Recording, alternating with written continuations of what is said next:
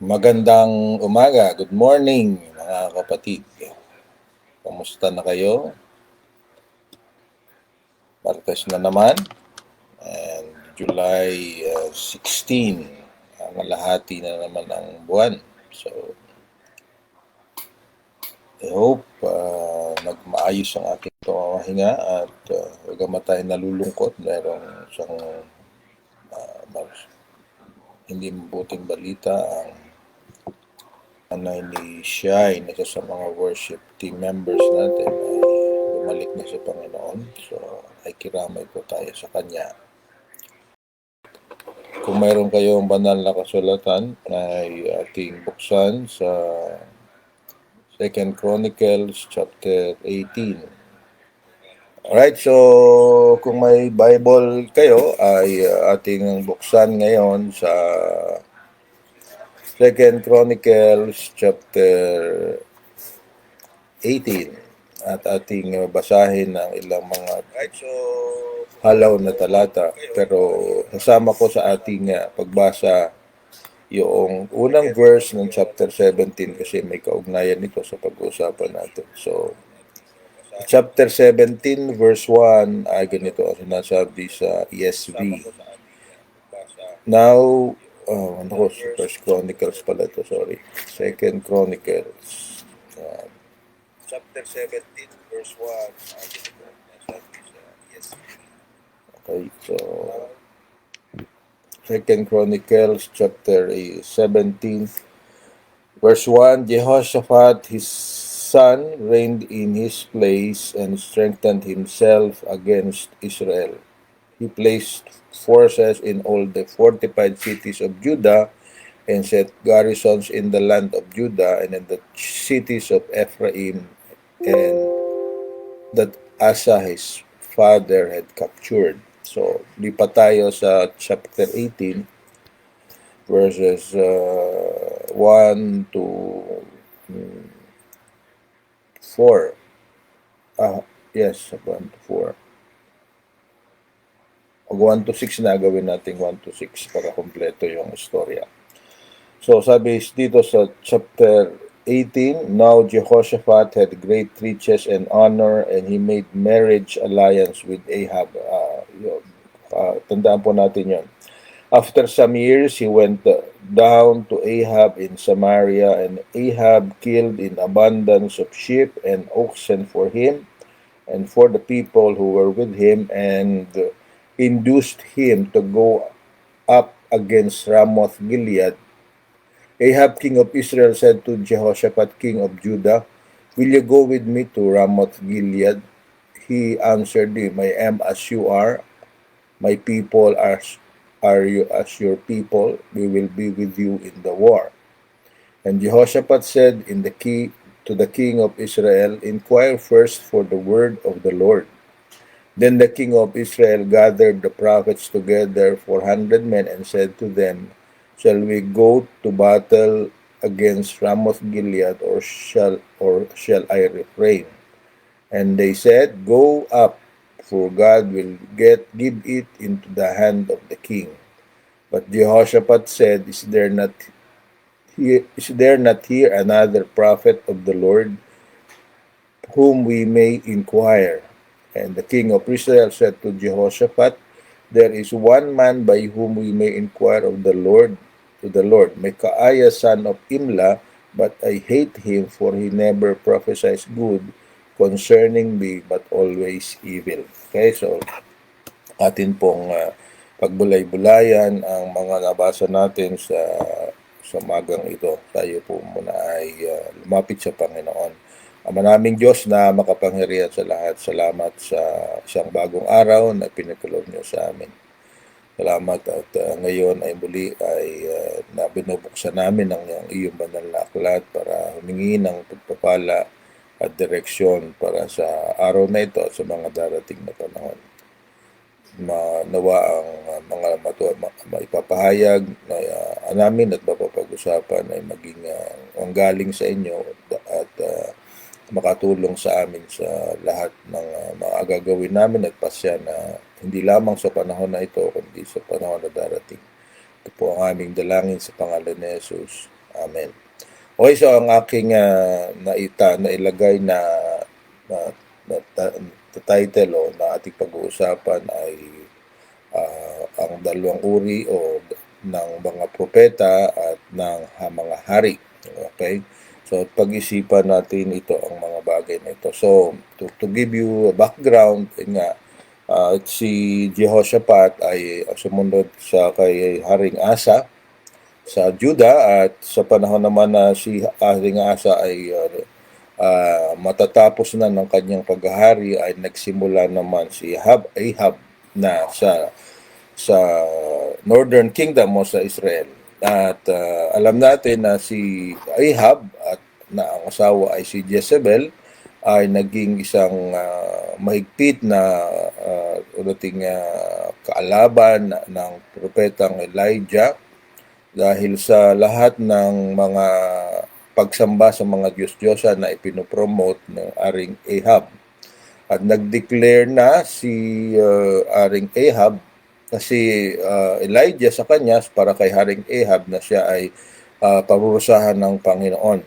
At alam na at sinabi niya kung pati na ang paraan kung paano, dahil unang-una sa isang ginawa niya na pangangamkam ng lupa ng isang kapitbahay niya na si Naboth, na pinapatay ng kanyang asawa. Ang asawa niya na si Jezebel ay isang Phoenician, at siya nag-promote ng dagdag na mga pananambahan sa mga Diyos-Diyosan sa Northern Kingdom o sa Israel. So, pagkatapos ng lahat ng ito ay si Jehoshaphat naman, kung makikita natin, nang una ay naging kaaway niya, at sabi sa verse chapter 17, he strengthened himself against Israel. But magtataka tayo sa next chapter, ay sabi dito ay Jehoshaphat made a marriage alliance with Ahab. Ito ang isang pamamaraan ng mga hari noon kapag hindi sila nakikita nila na walang nangyayari kung pakikipagbaka, ang ginagawa nila ay maging kaibigan, at ang pinakamalaking paraan at pinakamadaling paraan para maging kaibigan na ipakasal ang anak ng nilang anak sa anak ng kalaban nilang hari. Ganun nga ang nangyari. So, ang anak ni Jehoshaphat na si Jotham ay pinakasal niya kay Atalaya na anak naman ni Ahab. So, dahil sa sila ay maging magbalay na, ay naging magkaibigan sila, at dito nga sa ating binasa ay after some years ay pumunta si Jehoshaphat sa Samaria, doon kung saan naroon ang palasyo ng hari na si Ahab. Sila ay nagkaroon ng malaking party, at sila ay nagkaroon ng celebration, at later on ay gustong in-invite ni Ahab si Jehoshaphat para atakihin ang Ramoth Gilead. Ano ba yung Ramoth Gilead? Ito yung isa sa mga lugar na nasakop ng Aram o ng hari ng Syria, at gusto niyang mabawi ito. Jehoshaphat, na alam natin na isa ring matuwid na hari, ay nagsuggest na tanongin niya muna ang mga propeta, at immediately merong dumapit na 400 propeta, na mga propeta na loyal kay Haring Ahab. So, yun po ang istorya. Pero hindi nakumbinse si Jehoshaphat sa sinabi ng mga 400 na ito, na pagpatuloy sila. Naghanap pa siya ng baring na iniisip ko na hindi naniniwala, dahil alam naman ni Karing Jehoshaphat na hindi propeta ng Diyos ang mga 400 na propeta na yun. So naghumingi pa siya, at sa verse 6 ay sabi nga wala na bang iba. Pero merong isang propeta na tapat sa Diyos na kilala rin ni Ahab, ang pangalan niya si Micaiah, son of Imla. At subalit sabi ni Ahab sa kanya, ayaw kong makinig sa propeta na yan, dahil kahit minsan ay wala pa siyang sinabi sa akin na pabor. Laging ang sinasabi ng propeta na yan ay laban sa kagustuhan ko. So, gusto kong ating pag-isipan ang dalawang uri ng hari na ito. Una ay si Haring Jehoshaphat. Siya ay, sabi sa chapter 17, pinagpala ng Diyos at marami siyang magandang ginawa. Ang pinakamagandang ginawa niya, nag-send nga siya ng mga misyonero, ng mga pari at mga Levites at mga propeta para as paalalahanan ng buong Juda na sumunod sa Panginoon. At subalit, ang nakakapagtaka, in later years, hindi siya nasiyahan sa kapayapaan nila at sila hindi, kahit na sila naglalaban ng bansang Israel ay nagtatagumpay naman siya at marami pa ibang tagumpay. Yung mga yun sa kapaligiran nga niya ng mga bansa ay nagbibigay na ng tribute sa kanya aside na sana ay sapat na. So hindi siya nasiyahan at gusto niya talagang ganap na kapayapaan but the expense na sila ay ma-expose sa idolatry at ito nga ang nangyari. Subalit sa kabila ng kanyang nating kalagayan na siya ay nasa panganib, ay hindi pa rin siya tumatalikod sa Panginoon. So, kung ipagpapatuloy natin ang istorya, alam natin na mahaba-haba itong chapter na ito, ay natuloy ang giyera. Subalit bago natuloy ang pagkikipaggera nila sa Aram para bawiin ang Ramoth Gilead, ay in-emphasize na ni Micaiah kay Ahab na siya ay hindi magtatagumpay at ang totoo ay mamamatay siya sa labanan na ito. Ang ginawa ni Ahab at kasama yung isang propeta niya na loyal sa kanya, ang pangalan ay hindi Sedekaya kung hindi ako nagkakamali, ay sinampal pa si Micaiah dahil iba nga ang kanyang propesiya kumpara sa 400. So, subalit ang sabi ni Mananindigan, sabi ni Micaiah, hindi ka na makakabalik. At sabi niya sa mga Israelite na mga sundalo, pakinggan ninyo ako. Hear all you people, sabi dito sa verse 27. So, natuloy ang gera at alam natin, so to make the long story short, namatay si Ahab ng araw na yon. Pero bago itong nangyari, meron pa siyang bago ko makalimutan ay isang kakaibang ginawa ni Ahab na para sa akin nagsasabi na talagang naniniwala siya at natatakot sa sinabi ni Micaiah. Dahil ang ginawa niya, sabi niya, para hindi ako mapansin ng mga kalaban natin, ako ay hindi magdadamit ng hari, subalit ikaw, Jehoshaphat, magmanatili ka sa iyong pananamit. Kaya alam na alam. Pero ang sabi ng leader ng mga Aramites ay ang ating target ay yung hari lamang nila. Kaya noong makita nila si Jehoshaphat, akala niya nga ay sila ang ito si Ahab. Subalit si Jehoshaphat, consistent with his character, no, siya inaatake ng mga kaaway, ay humingi ng tulong sa Diyos at siya at ang mga Aramites ay biglang bumalik at hindi na nila patuloy na hinabol o pinursu ang haring Jehoshaphat. So, subalit isa sa mga sundalo na humahabol sa mga kalaban nila ng mga taga-Israel ay sabi niya mayroong random arrow na pumasok sa pagitan ng shield ni Haring Ahab at siya ay tinamaan at subalit siya ay nanatiling nakatayo sa kanyang chariot hanggang hapon. Tinulungan siya para parang tinukuran, subalit namatay din siya. So ano ang makikita natin dito sa ating maisting storya bago mapahaba ang ating usapan? Na maaaring maging katulad natin sa ating buhay. Mayroong dalawang uri ng hari, isang haring nagtatiwala sa Diyos, subalit gustong maging kaibigan ng lahat, kaya napupunta sa mga relasyon na nagbibigay sa kanya na ng panganib. Ito ang sinabanggit ko ay si Jehoshaphat. He wants to make peace with everyone. Hindi siya naging matatag na ang mga Diyos, mga katao na hindi ka dapat na hindi sumusunod sa Diyos ay kanyang iwasan.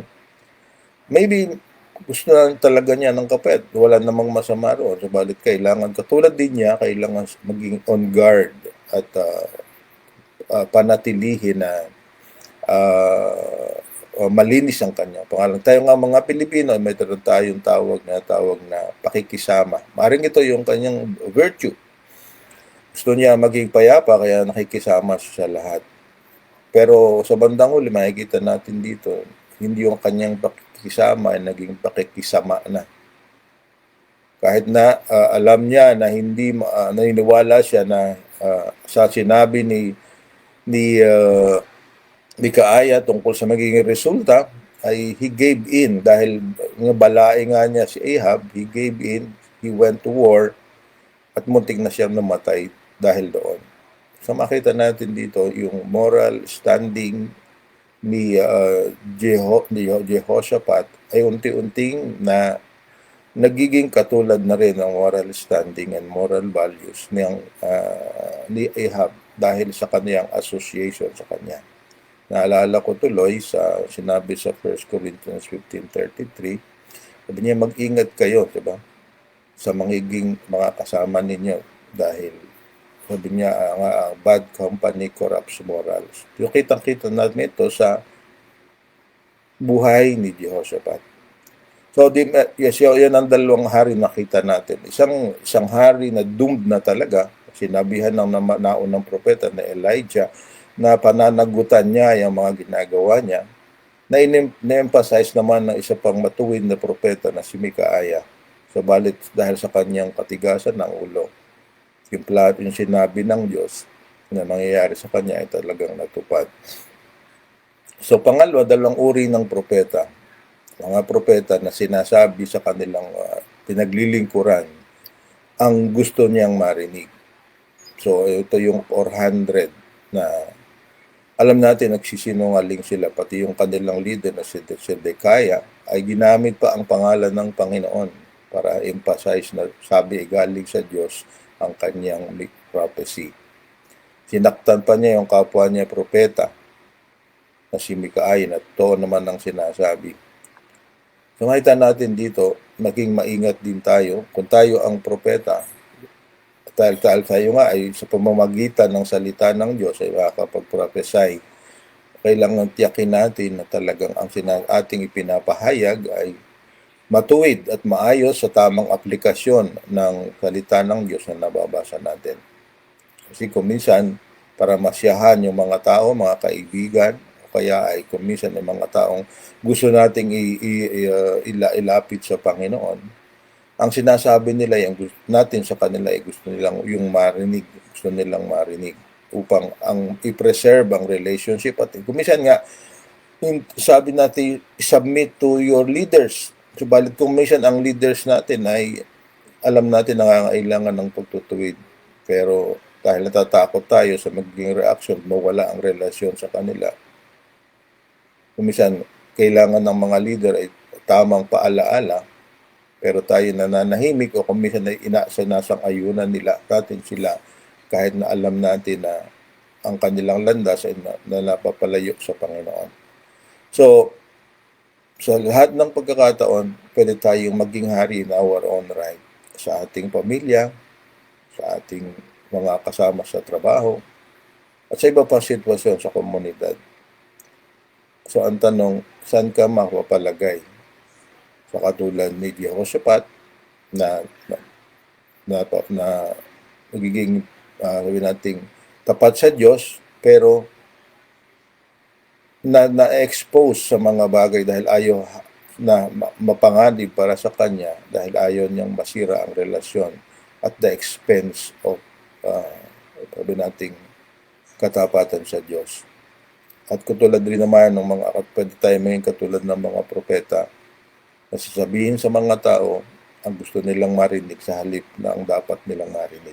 So pag-isipan natin saan tayo kasama ngayon.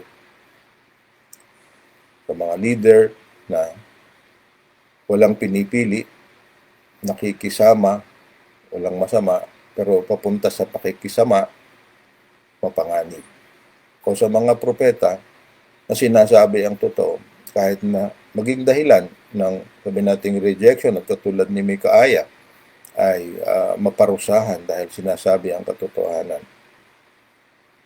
Tandaan natin, kung ano man ang ating kalagayan, propeta man o leader, mangangaral o karaniwang Kristiyano, ang ating final accountability ay sa Panginoon. Kaya kung ano ang sinasabi ng Panginoon, sana yun ang maging number one priority natin sa ating buhay. Marami tayong mga paraan na ginagawa. Wala namang masama. Subalit, sa dulot-dulo, ang mas importante ay i-please ang Panginoon, hindi ang sinuman, dahil tayo ang gagamitin ng Panginoon na kung papaano sila'y tutulungan na maituwid din ang landas kung sila ay naliligaw. So wag tayong matakot na sabihin ang katotohanan kung natitiyak tayo na ito ang totoo dahil ito ang sinasabi ng Panginoon. Yan po ang aking imbitasyon sa ating lahat ngayong umaga. Palaala rin sa akin, palaala sa ating lahat na panindigan tayo sa katotohanan. Kahit na ito magiging dahilan kuminsan ng pansamantalang hindi pagsang-ayon o pagkaputol ng relasyon sa iba. Dahil ito ang ating pinaka-importanteng kaugnayan ay sa Panginoon.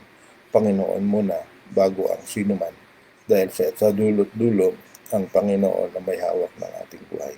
Salamat po ng marami at nawa ay maging isang paalaala sa atin ang bagay na ito. Pagpalain kayo ng Panginoon. Tayo po'y manalangin. Salamat Panginoon sa paalaala ngayong umaga na kami ay ang unang priority ay ang to please you, Lord, at wala nang iba. Sa aming pagsunod sa iyo at sa pag-please sa iyo, Panginoon, maraming mga tao na di magagalak at kaya ay kumisay lalayo sa amin. Subalit, Panginoon, ang aming bahagi ay sabihin sa kanila ang katotohanan upang hindi sila mapahamak. Panginoon, kayo po ang tumulong sa amin na magkaroon ng katapangan at katapatan at tiyaga upang ipaunawa sa mga naliligaw ng landas ang kanilang ginagawa ay hindi nakakatulong at sila hindi ayon sa kalooban mo. Naway masumpungan mo rin kami na laging ginagawa ang aming pinapahayag at ang katotohanan na nasa amin, huwag naming sarilinin kundi ipahayag sa pamamagitan ng salita at gawa. Salamat po sa gabi sa araw na ito. Samahan niyo kami sa lahat ng aming gagawin. Sa pangalan ni Jesus po ang aming dalangin. Amen. Salamat po ng marami. Medyo napahaba tayo ng konti. Balit nakita ko ang value ng kasaysayan na ito. Sana ay magkaroon tayo ng inspirasyon na maging matatag at maniwala na ang Panginoon ang may kontrol at siya ang ating paglilingkuran higit sa kanino man. Salamat po hanggang sa muling pagkikita-kita.